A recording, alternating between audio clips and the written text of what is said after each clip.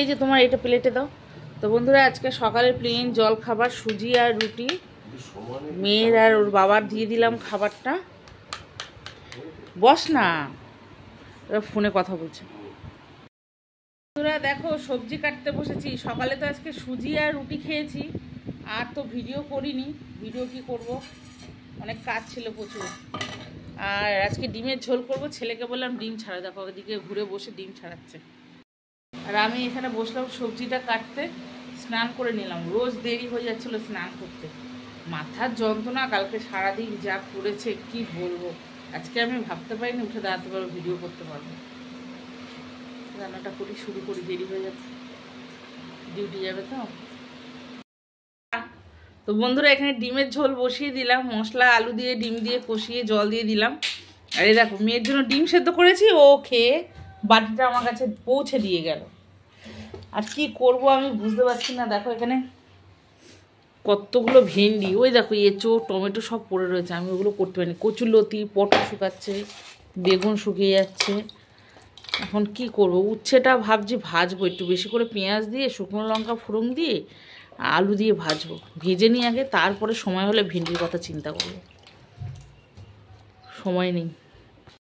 করতে পারো, আমি এখানে রান্না করছি হুড়োহুড়ি করে, আর আমার মেয়ে মাথায় জল দিয়ে, আর একটা আমার নাইটি মেলা ছিল, সকালে স্নান করেছিলাম, ওইটা দিয়ে মাথায় মুছে আর নাইটিটাকে ভিজে অবস্থায় মাথার মধ্যে দিয়ে আমার কাছে নিয়ে এসছে, আমাকে ভয় দেখাচ্ছে। বন্ধুরা এই কড়ার মধ্যে দিয়ে দিলাম উচ্ছে আলুটা ভাজা, বসিয়ে দিলাম। শুকনো লঙ্কা ফোড়ন দিয়েছি, আর একটু ভাজাটা হয়ে যাক। এখন নুন দেবো না, এখন নুন দিলে না আলু ঠালুগুলো সব গলে যাবে। তো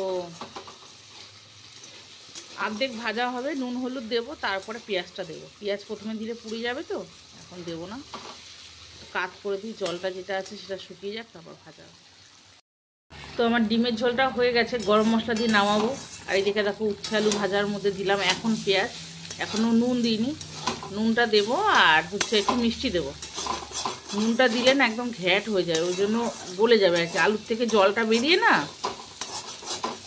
তাও আমি যদি একটু নুন মেখে রাখতাম উচ্ছে আলুটা আগে থেকে, তাহলে পরে আর ভেঙেও যেত না, পুরো গোটা গোটা থাকতো, আর কড়ার তলাতেও লাগতো না। যেহেতু আমি একদিকে কাটছি আর রান্না করছি, সময় নেই, তো কী করবো। এদিকে ভেন্ডিটা রয়েছে, যদি সময় হয় তাহলে করবো, না হলে করবো না। গরম মশলাটা বেটে রেখেছিলাম, দিয়ে দিলাম, ব্যাস। বন্ধুরা দেখো এই যে ডিমের ঝোল, উচ্ছে আলু ভাজা আমি নিয়েছি, আর ভেন্ডি কটা সেদ্ধ দিয়ে দিলাম। আর রান্না বাড়ালাম না, এই বললো ভেন্ডি সেদ্ধ দিয়ে দাও, গরম ভাতে খাওয়া যাবে, দিয়ে দিলাম। তো ছেলে পুজো দিচ্ছে এখানে, ছেলেকে তো দেখানো যাবে না, তার অনেক নিষেধাজ্ঞা রয়েছে। কখনো কখনো তুলে ফেলি ভিডিওতে। আর ওখানে মিটি সোনা খাচ্ছে। এই খেতে খেতে আসছিস কেন, খেতে খেতে দেখাচ্ছি না তোকে, দেখাচ্ছি না। খেতে খেতে চলে এলো, ওর বাবা আর মেয়ে একসাথে খেতে বসেছিল। ডিমটা তো খেয়ে নিয়েছে, আবার ডিমের পোচ করে দিলাম একটা কে, আর মেয়েকে দিলাম খেতে। বর বললো যে কতগুলো কাচলাম, বললো যে কত ভালোবেসে আদর করে বললো আমাকে জামা কাপড়গুলো ভিজিয়ে দাও, তোমার তো শরীরটা ভালো না, আমি কেচে দেবো। আমিও মহা আনন্দে আটখানা হয়ে ভিজিয়ে দিলাম, রোদে রেখে দিলাম। সে তো আর কাচতে পারলো না, তার সময় হলো না, আমারই কেচে নিতে হলো। কী আর করা যাবে, ভালোবাসার উড়ে যাচ্ছে হাওয়ায়।